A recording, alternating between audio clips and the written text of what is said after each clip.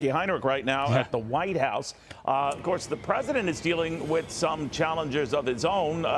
Most of the polls don't indicate they're a significant threat right now, but they do command, according to a third of the Democratic vote, at least in these early polls. Jackie.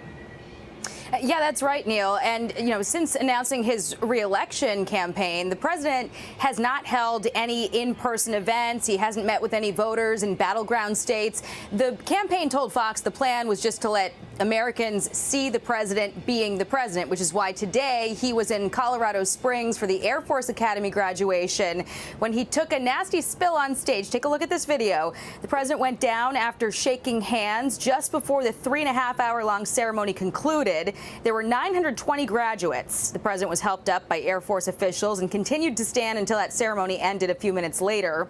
The press pool following Biden did not see him leave, but the White House communications director Ben LaBolt tweeted, "He's fine. There was a sandbag on stage while he was shaking hands." Now, it's this kind of incident that inevitably brings focus to the president's age, and that is not where the campaign wants to shine a spotlight. Politico says it's one reason the campaign is prepping broadsides against a slew of potential GOP contenders, believing Biden's reelection will be much harder if Trump is not on the ballot. Quote, "Trump is only 3 years younger than Biden, but some of the other Republicans are decades younger and would present a stark contrast on a debate stage next fall alongside an 81-year-old president."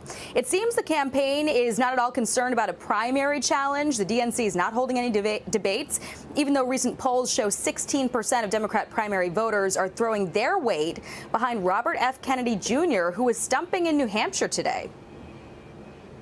Down the road, if this eventually is unsuccessful and Joe Biden is renominated by the Democrats as their standard bearer in 2024, will you be supporting him in the general election next year? I expect to be nominated, and I don't have a plan B.